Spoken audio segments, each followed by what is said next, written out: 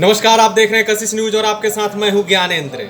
Aditya Kumar, IPS Aditya Kumar कभी भी गिरफ्तार किए जा सकते हैं। जी हां, तेज तर्रार आईपीएस में गिने जाते हैं, लेकिन क्यों गिरफ्तार किए जा सकते हैं, कौन ये बातें कह रहा है, ये आपको कशिश न्यूज पहले ही बता चुका है कि एडीजी मुख्यालय जीएस गंगवार ने प्रेस कॉन्फ्रेंस में साफ तौर पर कहा कि आईपीएस आदित्य कुमार फर्जीवाड़े मामले में फरार हैं, कभी भी उनकी गिरफ्तारी हो सकती है। लेकिन कौन है ये आदित्य कुमार, क्या है इनको विवाद से नाता, आखिर कब कब ये विवादों में पड़े?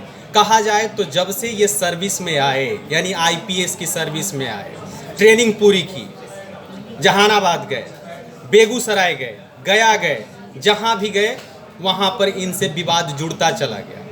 उन तमाम विवादों का मैं जिक्र करूंगा, जरा गौर कीजिएगा कैसे इनका विवादों से चोली और दामन का नाता है। जी हाँ, कुछ अखबारों में सुर्खियां बनी है, तो थोड़ा देखते हैं कि आखिर विवादों से इनका नाता कैसे रहा है। 2011 बैच के आईपीएस अधिकारी हैं ये आदित्य कुमार, और विवादों से चोली दामन का इनका नाता रहा है। जहां जहां पोस्टिंग हुई है, कुछ लिस्ट है, मैंने ये काउंट किया है, इनका लिस्ट मैं आपसे शेयर करता हूं। जहां जहां इनकी पोस्टिंग हुई वहीं पर विवाद शुरू हुआ। रोहतास में इन्होंने ट्रेनिंग पूरी की, आदित्य कुमार की ट्रेनिंग रोहतास में हुई थी। गौर से सुनिएगा जरा, आदित्य कुमार की ट्रेनिंग रोहतास में पूरी हुई और पहली पोस्टिंग हुई दरभंगा एसडीपीओ के तौर पर। जी हाँ, दरभंगा में एसडीपीओ के तौर पर गए। वहाँ पर एक ब्लाइंड मर्डर केस का इन्होंने मात्र 4 दिनों में गुत्थी सुलझा दी। ब्लाइंड मर्डर केस किसका था? मुन्ना मुखिया ब्लाइंड मर्डर केस का इन्होंने मात्र 4 दिनों में गुत्थी सुलझा दी, और उस समय से ये चर्चा में चले आए और तेज तर्रार आईपीएस की गिनती में इनकी भी शुमार होने लगी। लेकिन वहीं पर एक विवाद में फंस गई है। शादीशुदा महिला से अफेयर का चक्कर इनका शुरुआत हो गया। वो शादीशुदा महिला के चक्कर में इस कदर फंस गए कि इनका कोर्ट कचहरी और पुलिस मुकदमे से भी नाता शुरू हो गया। वो शादीशुदा महिला का अफेयर जब शुरुआत हुआ तो उसके ससुर यानी सत्यनारायण झा, महिला के ससुर हैं ये, सत्यनारायण झा पुलिस महकमे तक गए, कोर्ट में भी गए, और अभी भी यह मामला कोर्ट में चल रहा है। यानी आदित्य कुमार पर पहली पोस्टिंग दरभंगा एसडीपीओ के रूप में हुई, जहां से ये चर्चित हुए, वहीं पर फिर विवाद में भी ये पड़ गए और शादीशुदा महिला से अफेयर के मामले अभी भी कोर्ट में चल रहे हैं। उसके बाद काफ़ी हंगामा हुआ और फिर 2015 में ये जहानाबाद के एसपी बन गए। जहानाबाद में गए तो वहां पर कब्रिस्तान की जमीन की घेराबंदी को लेकर के विवाद छिड़ गया। दो पक्षों में ये विवाद होने लगा। दो पक्षों में कहा तो जाता है ये भी कि आपको एक पक्षीय इन्होंने क्या किया कि कब्रिस्तान की घेराबंदी करा दी। इसमें भी काफ़ी हंगामा हुआ, विरोध हुआ, पूरा जहानाबाद जल उठा था। 2015 की बात मैं बता रहा हूँ, जब जहानाबाद एसपी थे तो कब्रिस्तान की घेराबंदी के मामले में इन पर आरोप लगा कि ये एक पक्षीय फैसले लिए और कब्रिस्तान की घेराबंदी कर दी इन्होंने। आदित्य कुमार ने घेराबंदी कर दी 4 दिनों तक बता दे आपको कि पूरा इलाका जलता रहा इनके एक फैसले से। बाद में वरीय अधिकारियों के हस्तक्षेप हुआ इस मामले में, हस्तक्षेप के बाद मामला शांत हुआ।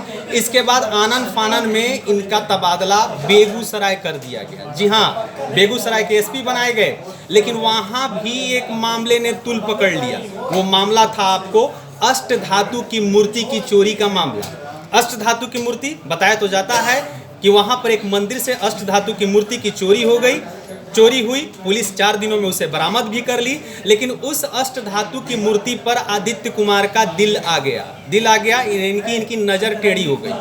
ये भी कहा जाता है कि उस अष्ट धातु की मूर्ति को आदित्य कुमार ने अपने पास रख लिया और सेम मूर्ति यानी कि हूबहू मूर्ति इन्होंने मंगवा करके मंदिर में स्थापित करा दी। लेकिन ग्रामीणों ने उस मूर्ति को पहचान कर ली और काफ़ी हंगामा किया, और हंगामे के बाद ऐसा तुल पकड़ा कि आपको वहाँ से आनन फानन में इनका तबादला कर दिया गया। जी हाँ, ये बेगूसराय का मामला है जहाँ पर अष्ट धातु मूर्ति की बात मैं बता दूँ। अब उसके बाद फिर गया का विवाद, जो हालिया विवाद है, ये गया में ये गाय, और गया के जब ये एसएसपी बने तो वहाँ पर बताया जाता है कि फतेहपुर थाने में एक शराब की बड़ी खेप पकड़ी गई, और शराब की खेप पकड़ी गई तो वो जो तस्कर थे और शराब की खेप थे, वहाँ के थानेदार तत्कालीन थे संजय कुमार ने तस्कर को भी छोड़ दिया और शराब की खेप को भी छोड़ दिया। इस बात को लेकर के जब हंगामा हुआ आपको, तो गया रेंज के आईजी थे उस समय तत्कालीन अमित लोढ़ा, उन्होंने एसएसपी को आदेश दिया कि कार्रवाई करे थाना प्रभारी पर। लेकिन एसएसपी बतौर एसएसपी आदित्य कुमार ने थानेदार पर किसी प्रकार की कार्रवाई नहीं की। बल्कि उसे रिलीफ दे दिया।